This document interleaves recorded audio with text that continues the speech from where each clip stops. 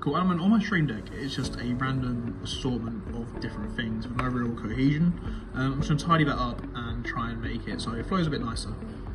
Cool, so now I've got a page with all my templates for different socials and thumbnails and things like that. I've got a page for applications and a page for text prompts. This just means it's all organised in one place and I can make sure I'm in the same area for what I need it to be. For an upcoming task, I need to be able to find out what these QR codes actually do. So I know this one will take me to a link, but I need the link that's on that QR code. So normally I'd just scan it with my phone and I'd change the to email address with my own email address rather than to purchasing, but I need to find a much more efficient way of doing it.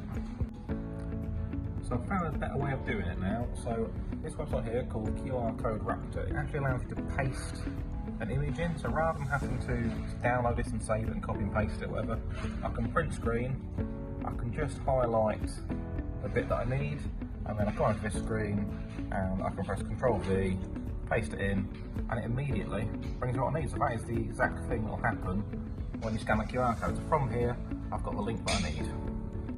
Right, before there weren't no location for a nuts and bolts trolley, so now I'm improved it. Now there's a tape location around there. Now it's a good standard. I like all the other ones. Thank you. I printed all these Kanbans before we made the trolley for 3D printer, so I'm going to now put these in all the boxes and get this 3D printer fully finished. So now all of those Kanbans are inside the relevant boxes. Just a few more improvements on here as well. So I've labelled up the little support removal tool, so we've got a nice label on there. I've labelled the alcohol spray we can use for cleaning the bed. I've labelled a marker for where the filament measurement tool goes. So this one here, it's a lot easier than weighing it like I was going to do. You just put it in there and you can work out roughly how much you've got left. So it's going to save a lot of time when trying to work out when to reorder and how much we need.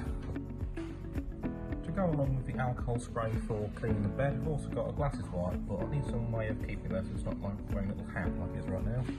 So we'll have to look at a way of doing that. So to keep them both together and negate the reason to have two different attachments, what I've done is made a little collar on the bottle, and what it's got is a little cloth holder, so the cloth can always stay with the bottle. I'm going to do a little improvement and label the pen holder, as it's got one for the knife but not the pen. We've just got that updated with a label for the pen and the knife now, so if someone comes to work on my area, they can see what goes there if there's a pen missing. So thank you everyone. So as I ran out of leaflets the other day, I noticed I didn't have a label telling me where to restock them from. And as they're the Megamax ones, they do get a little bit confusing because we also stock these.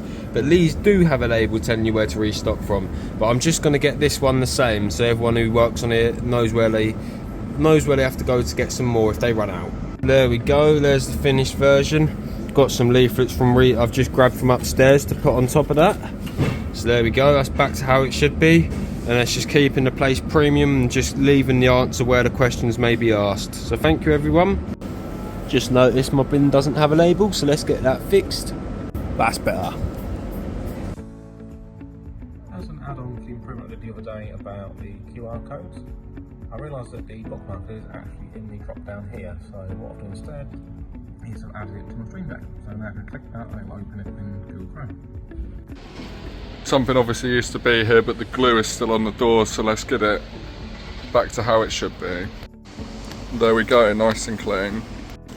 So this is a very basic thing, but I'm gonna move these lockers onto this wall and this bench into the middle, because I've noticed sometimes that there's a slight bottleneck of people that are trying to get to these lockers are restricted by people on these benches. So, and to improve the flow of people in and out, I'm going to switch them over to the opposing wall.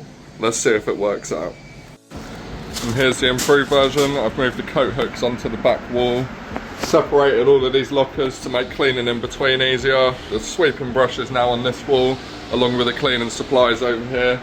And I've also created an overstock of cleaning supplies, so you don't have to go all the way to the bathroom to get them when you need them. Thank you.